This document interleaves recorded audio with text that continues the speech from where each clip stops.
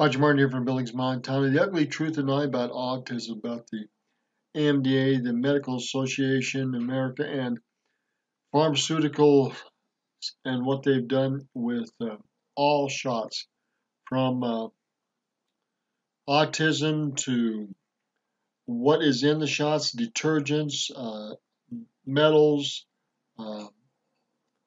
other agents, to we know that they've admitted that they've done stuff with polio shots and cancer, done stuff with autism, and this is a real war, and I really don't recommend you getting shots in this country until they get their crap together. And again, can you really trust them?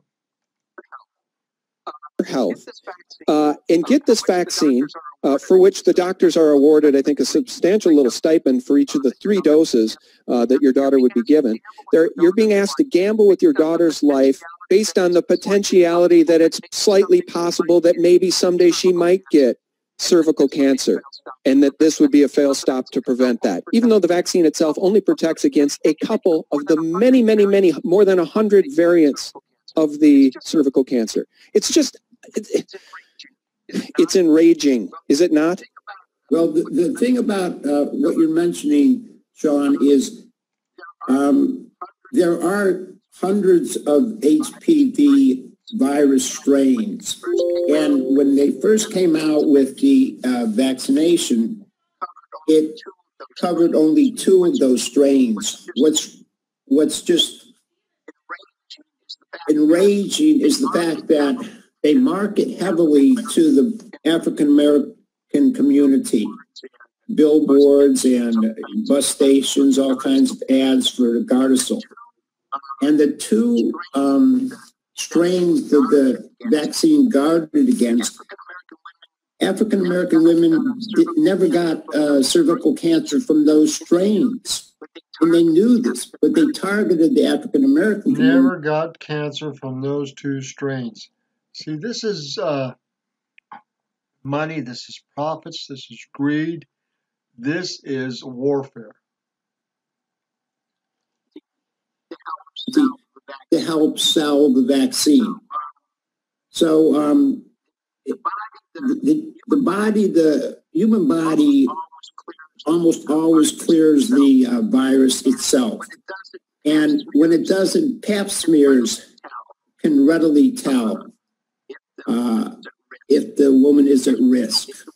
And it was an unnecessary vaccine that was added to the schedule to simply increase the profits of pharma, and also part of the greater agenda of to reduce the population. It's important for parents to do their own thorough research and to be comfortable with their own decision and respected for their own decision.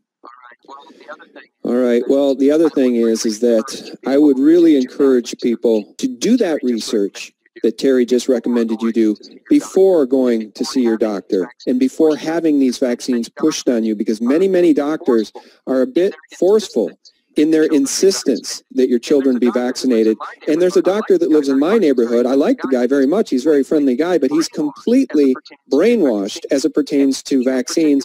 And he in particular has pushed the Merck Gardasil vaccine on many of our neighbors, and it became quite a topic of conversation among some of the women who are well informed.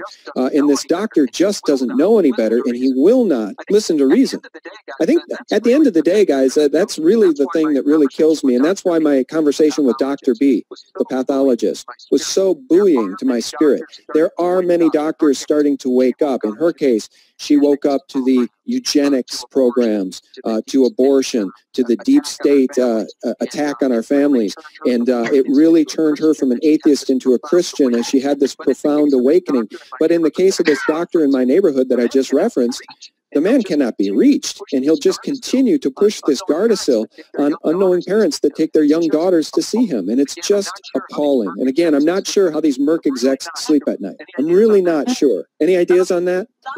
Not sure about that, but people can visit the sanevax.org website to see what's happened to some young ladies who have had this.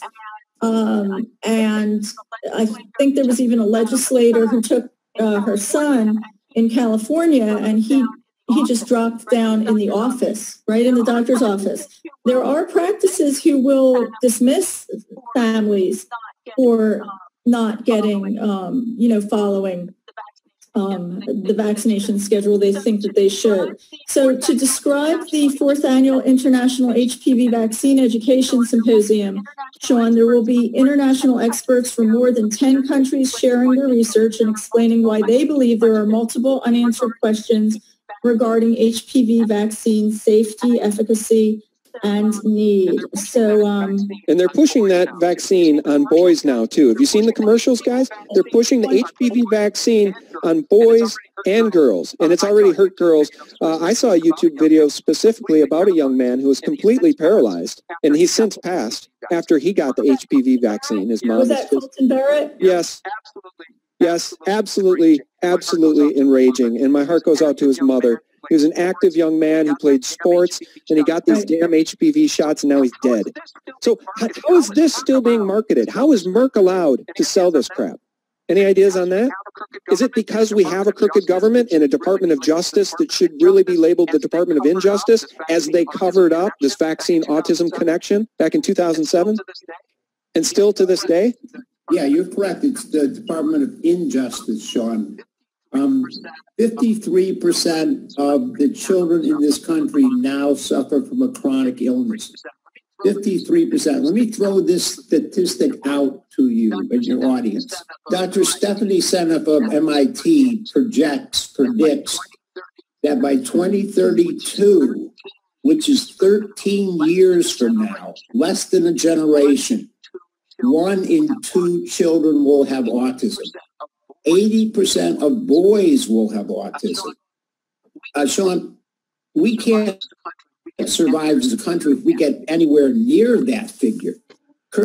The impact socially, the impact medically, the impact emotionally and financially is astronomical. No one is talking about the impact this is going to have in all these social systems, all these mental health situations, all these medical situations, all these financial and insurance situations, all these legal battles. This is an ugly, filthy, vicious war, and the poor people of this country and in other countries are losing this battle because we are not listening to the warnings that have been coming out this last decade and longer. And we've actually had warnings almost for 2 decades now on this stuff. And it's becoming more and more intense the last 5 to 7 years, I guarantee you. But we've actually had warnings as early as the 1980s. And legal battles in the 1980s, and this is why this commission was started, and this is why you can't sue these groups easily, is because it's federally funded taxpayer monies that are fighting against these lawsuits. And this is all wrong, it's illegal, it's immoral, and it's destructive to the population and the families, and they know it, and this is a war against families and individuals and against our health.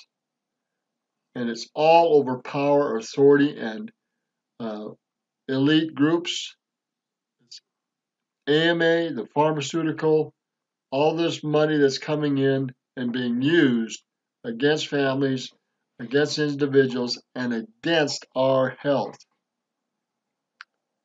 If you produce illness, how much more profitable is the medical situation? If you produce illness. Again, this is Roger Martin from Billings, Montana. Good day.